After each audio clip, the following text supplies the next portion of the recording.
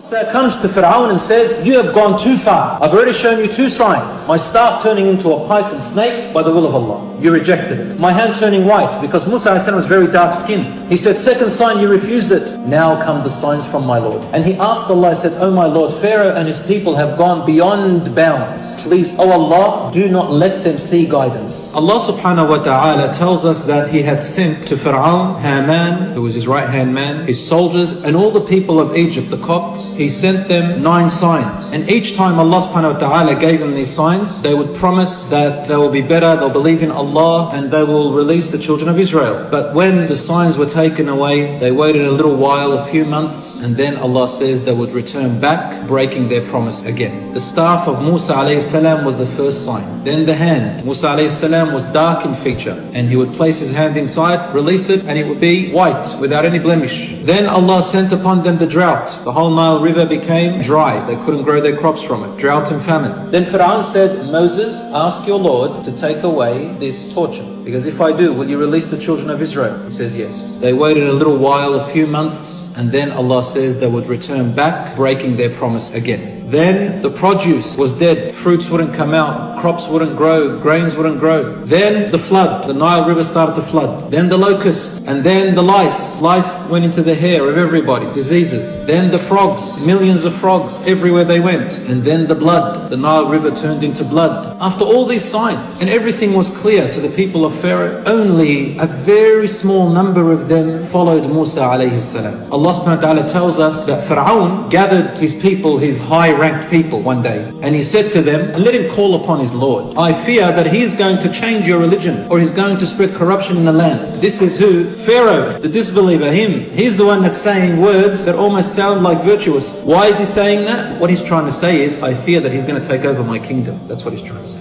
Among them there was a man whom Allah says, and a man from the family of Pharaoh. He was hiding his religion. He tried to talk to them as if he's on their side. He said, brought you clear signs, as you can see, all these signs, the 9 miracles that he showed you. And he kept on talking eloquent speech with them, showing them that I care about you, he says. And then he said an important statement. He said, if he is a liar, if Musa is a liar, then let him be. His lie is going to expose him. The problem is that if he is truthful, that's where the calamity lies. A bit of his truth, you will share it too. You'll be prosperous, so you got nothing to lose. Just go with it. Pharaoh, he responds, he says, no, I don't see any other way but my way, and I'm just guiding you to the right path. That's all he said. You're either with me or against me, and I want to take it to salvation. So the man kept on going. He kept on saying to them, look what happened to the people of so-and-so, Ad and Thamud, and the people before you. They knew their stories. And then suddenly he declares his iman. He tells them there is only one God, and there is Jannah, and he starts to give them da'wah. And this story of this man in the Quran, Allah mentions him because he stood up against the tyrant and he spoke the truth. Now he said, oh Allah, save me from them, and Allah subhanahu wa ta'ala saved this man from Pharaoh and his people. He ran away at night and went and followed Musa alayhi salam.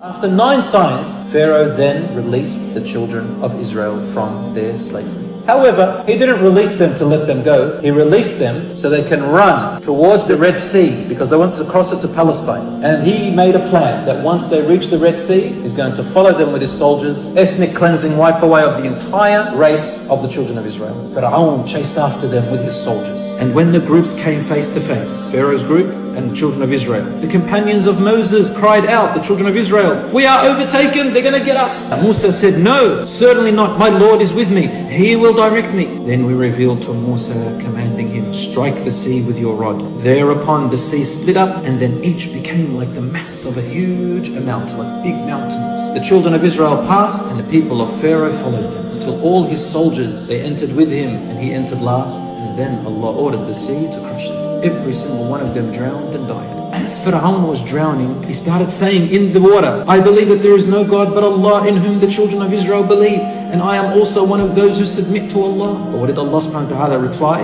Now you believe, although you disobeyed earlier and were among the mischief makers. Jibreel alayhi salam, he said, O Muhammad, if only you could see me when Pharaoh was drowning. I went down to the bottom of the seafloor, and I got some clay and soil, and I was shoving it into his mouth, fearing that Allah's mercy will reach Pharaoh. In another narration he says, I put soil into his mouth, fearing that he will say, La ilaha illallah. And it was written upon him that he will die a disbeliever, a kafir. Allah said, we shall now save your corpse, we'll save your body, that you may serve as a sign for those who come after you, although many people are heedless of our sign. the reign of Pharaoh was over.